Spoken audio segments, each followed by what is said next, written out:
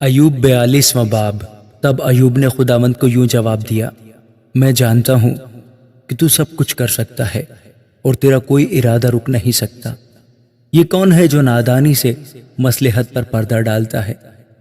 لیکن میں نے جو نہ سمجھا وہی کیا۔ یہی ایسی باتیں جو میرے لیے نہایت عجیب تھیں، جن کو میں جانتا نہ تھا۔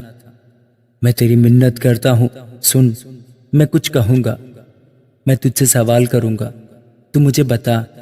میں نے تیری خبر کان سے سنی تھی، پر اب میری آنکھ تجھے دیکھتی ہے، اس لیے مجھے اپنے آپ سے نفرت ہے، اور میں خاک اور راکھ میں توبہ کرتا ہوں۔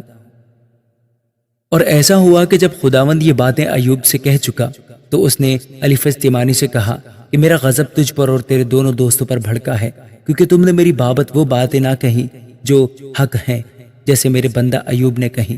بس اب اپنے لیے 7 بیل اور 7 مینڈے لے کر میرے بندہ ایوب کے پاس جاؤ اور اپنے لیے سوختنی قربانی گزرانو، اور میرا بندہ ایوب تمہارے لیے دعا کرے گا، کیونکہ اسے تو میں قبول کروں گا، تاکہ تمہاری جہالت کے مطابق تمہارے ساتھ سلوک نہ کروں، کیونکہ تم نے میری بابت وہ بات نہ کہی جو حق ہے، جیسے میرے بندہ ایوب نے کہی۔ سو الیفز تیمانی اور بلدد سوخی اور زوفر نماتی نے جا کر جیسا خداوند نے ان کو فرمایا تھا کیا، اور خداوند نے ایوب کو قبول کیا۔ اور خداوند نے ایوب کی اسیری کو، جب اس نے اپنے دوستوں کے لیے دعا کی، بدل دیا، اور خداوند نے ایوب کو جتنا اس کے پاس پہلے تھا اس کا 2 چند دیا۔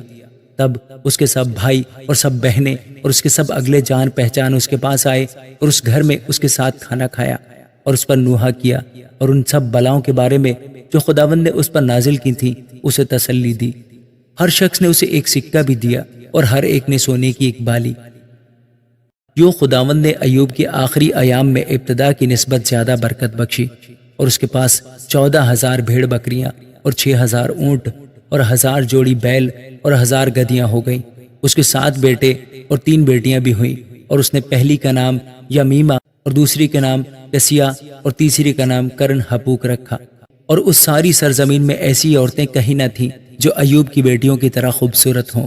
اور ان کے باپ نے ان کو ان کے بھائیوں کے درمیان میراث دی، اور اس کے بعد ایوب 140 برس جیتا رہا، اور اپنے بیٹے اور پوتے اور چوتھی پشت تک دیکھے، اور ایوب نے بڈھا اور عمر رسیدہ ہو کر وفات پائی۔